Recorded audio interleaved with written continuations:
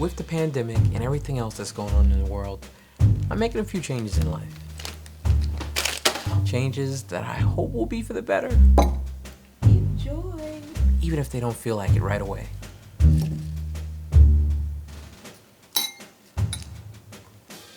And some changes are harder than others. Oh gosh. I'm done. But you know what hasn't changed? My love for the GH5 and GH5S. They are way better than salad.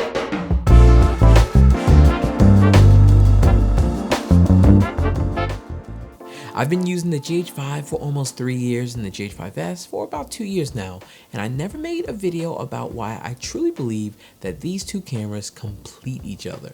Let's talk about it.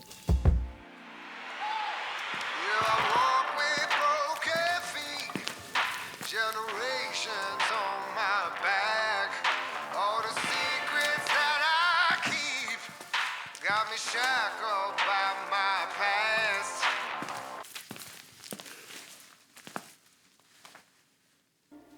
Change is coming.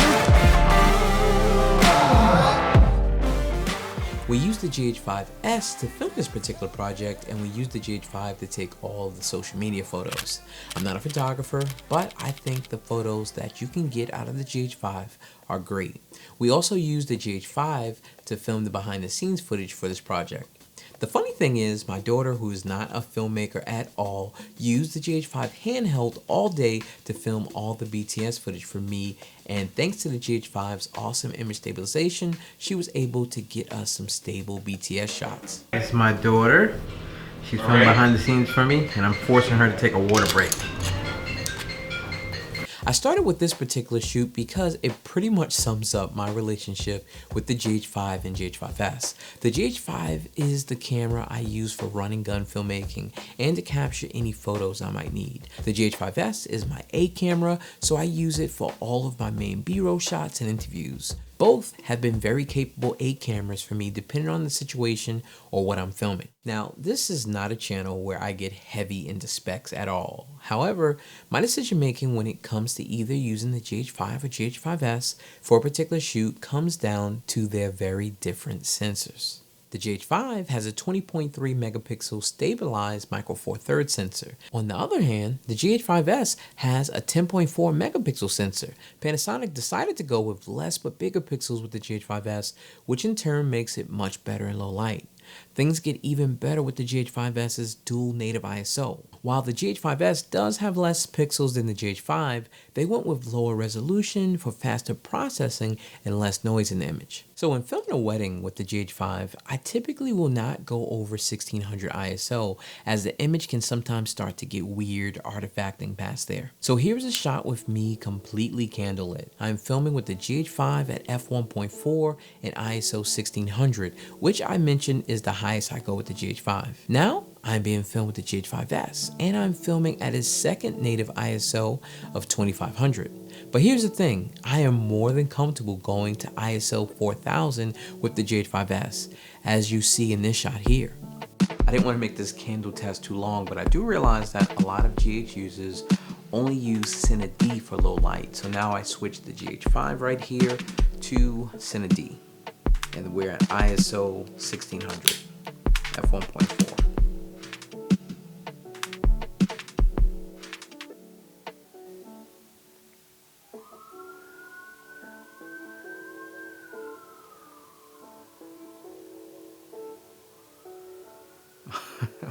A siren.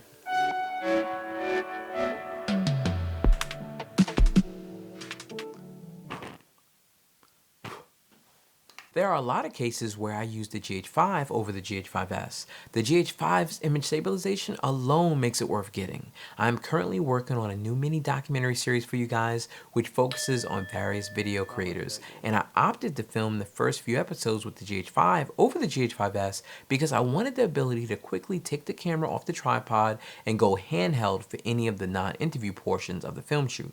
For the documentary I filmed in West Africa, we mostly used the GH5 for all of our shots over the GH5S because we were always on the go and we didn't always have time to set up tripods and gimbals. So while I do film a wide range of things to keep the lights on and keep myself interested, I mainly film weddings. And so here is how my wife and I typically use the GH5S and GH5 on a typical wedding day.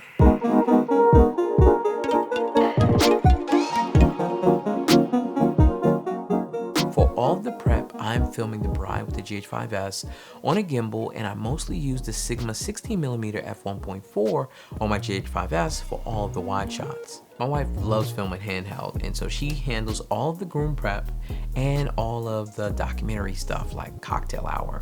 I'll be honest, my wife be killing those groom prep shots. I think a lot of the time she outshoots me. I need to step my game up. For the ceremony, we used two GH5s for the side angles, and we used the GH5S for the wide shot down the aisle. For the reception, we used two GH5s via the Ninja 5 and Inferno for all of our tight shots, and we used the GH5S for all of the wide gimbal shots. I basically used the GH5S for all of my B-roll and wide shots for the wedding. And just in case you're wondering, in my experience, the GH5S's autofocus does seem to work a little bit better than the GH5's, but not enough to where I would call it reliable or repeatable. I'm not sure about you guys, but since the pandemic started, I've been addicted to camera test footage videos. I mean, I even watch test footage videos for cameras I don't even own or have any desire to own. So I decided to go out for the past 2 days and have some fun with the GH5 and GH5S, getting my own test footage. Since I've owned these cameras for a while, let's call this practice footage, as this also gave me the opportunity to test out version 4 of the GH Alex LUT for both cameras. Version 4 of the LUT kit came out in early March, and I'm just getting around to installing it and trying it out. If you guys would like a separate video on version 4 of the GH Alex LUT, let me know in the comments below. On day 1, I used the GH5S along with the Sigma Art 30mm f1.4 lens via the Viltrox adapter, and I filmed all of my shots with a gimbal. On day 2, I used the GH5 along with the Sieje 50mm f1.8 anamorphic lens. I planned on using the new Sieje 35mm anamorphic lens for this video, but it still hasn't got here yet. I filmed everything with the GH5 externally via the Ninja 5. What I'm learning is it can be a little hard to catch focus when filming anamorphic, so the bigger monitor of the Ninja 5 really helped me out. So all of the GH5 footage will be in 10-bit and all of the GH5S's footage will be in 8-bit. And I really don't think you guys will be able to see a difference in quality from the GH5S's 8-bit and the GH5's 10-bit, but let me know. I was the moth, you were the flame. You lit the fuse, I took the blame. But I know better now. But I know better now. There was a night I should have run. You swore your darkness was done. I've got a match and I'm taking it to everything you said. A gust of wind in my lungs, a wildfire in my head.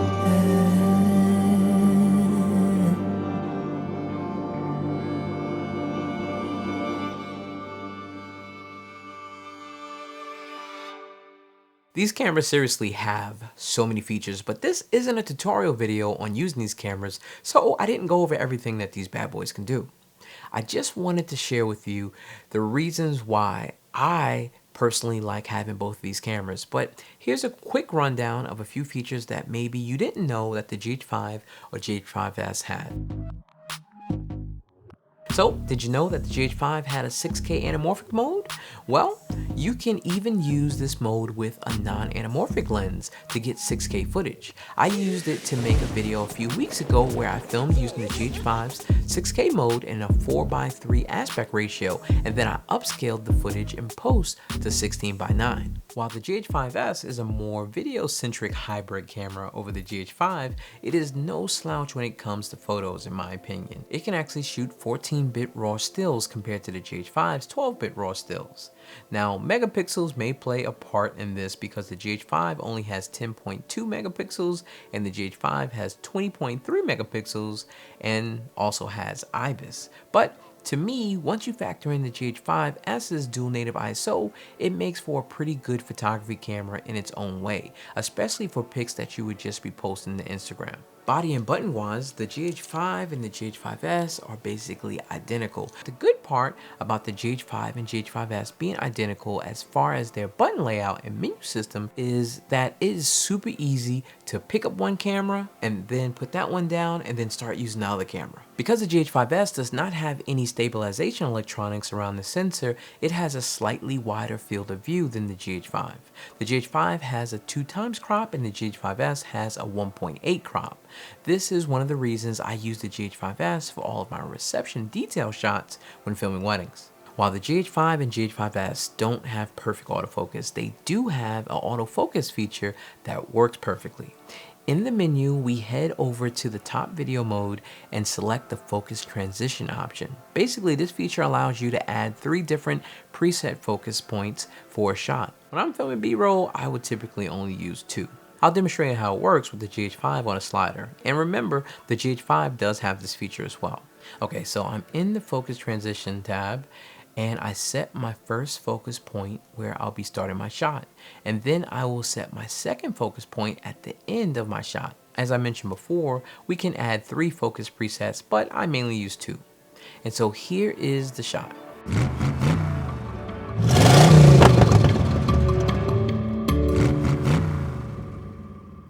So guys, I just thought it was finally time that I shared why I love having both of these cameras.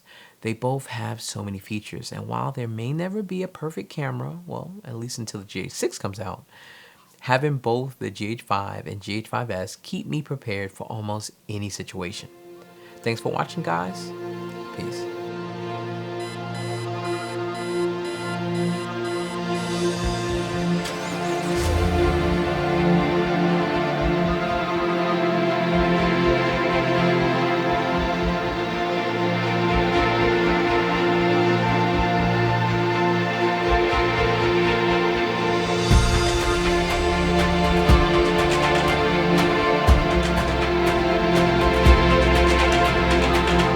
Where to, Mr. Cummings?